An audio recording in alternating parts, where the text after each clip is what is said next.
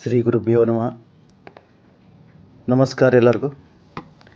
ಇವತ್ತು ಕರ್ಮ ಸಿದ್ಧಾಂತನಾಗಿಂದ 3 ನಿಯಮಗಳು ನಾವು ತಿಳ್ಕೋಬೇಕಂತ ವಿಚಾರ ಮಾಡ್ಲಿಕ್ಕೆ. ಒಂದನೇದು ಗುರುನ ಬಗ್ಗೆ.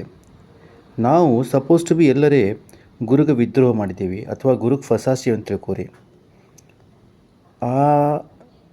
ಅದಕ್ಕೆ ಏನು ಒಂದು ನಮಗೆ ಸಿಗ್ತದಂದ್ರೆ, ಪ್ರಾಪ್ತ ಆಗ್ತದಂದ್ರೆ ನೆಗೆಟಿವ್ಲಿ ಜ್ಞಾನ ಭಂಡಾರ ನಮಗೆ ಲಘು ಸಿಗಂಗಿಲ್ಲ, ಸಹಜ ಸಿಗಂಗಿಲ್ಲ.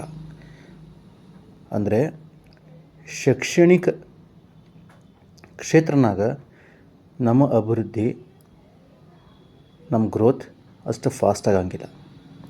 ಎರಡನೇದು ಪಾಲಕರ ಬಗ್ಗೆ, ಪಿತಾ ಬಗ್ಗೆ, ತಂದೆ ಬಗ್ಗೆ.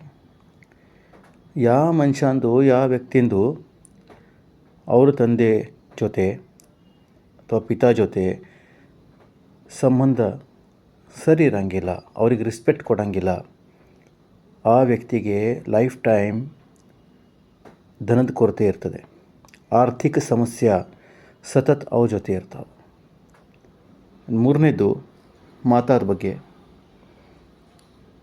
ಮದರ್ ಬಗ್ಗೆ, ಅವ್ವನ ಬಗ್ಗೆ. ಯಾವ ವ್ಯಕ್ತಿದು ಅವ್ರ ಮಾತಾ ಜೊತೆ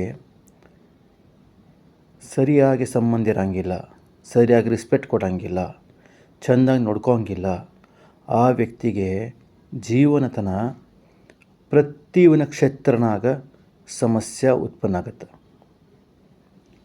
ಸೊ ನಾನು ನಿಮಗೆಲ್ಲರಿಗೂ ವಿನಂತಿ ಮಾಡ್ಕೋತೀನಿ, ಇವು ನಿಯಮಗಳು ನೀವು ನಿಮ್ಮ ಜೀವನದಲ್ಲಿ ಚೆಂದಾಗಿ ತಿಳ್ಕೊಂಡು ಆತ್ಮಸಾತ್ ಮಾಡಿಕೊಂಡು ಜೀವನ ಬದುಕುವುದು ಚೆಂದಾಗಿ ಮಾಡ್ಲಿಕ್ಕತ್ತರಂದ್ರೆ ಡೆಫಿನೆಟ್ಲಿ ನಿಮ್ಮೆಲ್ಲರಿಗೂ ಪಾಸಿಟಿವ್ ರಿಸಲ್ಟ್ಸ್ ಲೈಫ್ನ ಸಿಗ್ತಾವೆ. ಧನ್ಯವಾದ.